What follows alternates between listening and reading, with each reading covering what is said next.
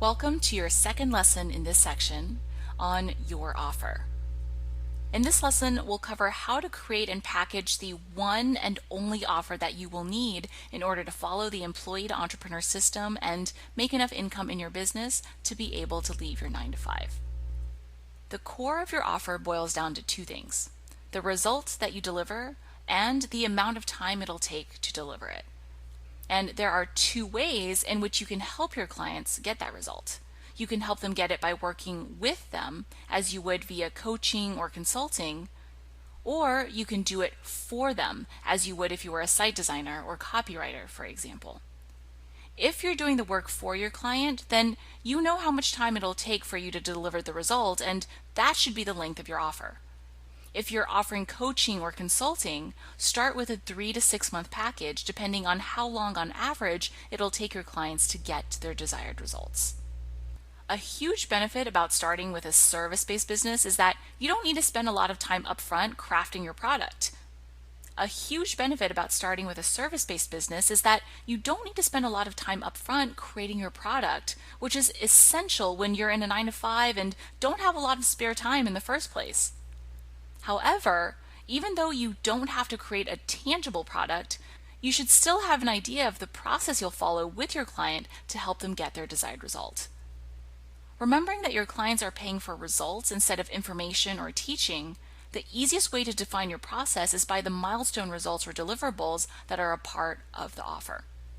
For example, if you're offering a done-for-you service such as designing a site, the deliverable for month 1 could be the brand board, the deliverable for month 2 could be the site proofs, and the deliverable for month 3 could be the actual finished site. If you're offering coaching or consulting, the same process applies. What are the milestone results that your client will need to complete to be able to get to the end result? This is something only you can answer based on your experience with your process. After defining the milestone results and deliverables, break out the steps that you and/or your client will have to take to get to each result. The steps should follow your special methodology, your how, that we defined as a part of your hook in the previous lesson. Notice that in this example, there are 12 total steps, which assumes that you'll be meeting with your client and coaching them or working with them once per week for 3 months. This is just an example, as you can also have a longer offer or fewer steps. You know your process best. Now that you understand the principle behind creating your offer, you can customize the details to work for you. An important lesson to remember is that you can always offer more. After your initial upfront package, there will be other ways that you can continue to work with your client and provide additional value.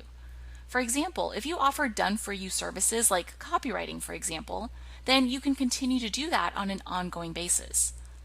Or if you offer a service like site design, you can offer a packaged number of hours for ongoing work.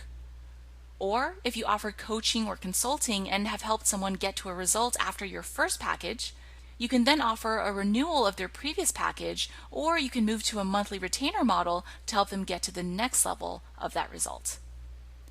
We won't go into upsells more than this in this course, as you will know what works best only after you've started working with actual clients. But once you understand the principles behind your offer and pricing strategy, you can customize them for future upsells with existing clients. Now let's talk about the features of your offer.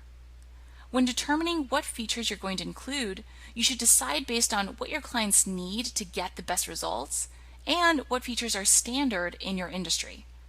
This includes the number of calls, email support in between calls, bonuses, and/or access to any additional tools, systems, or information.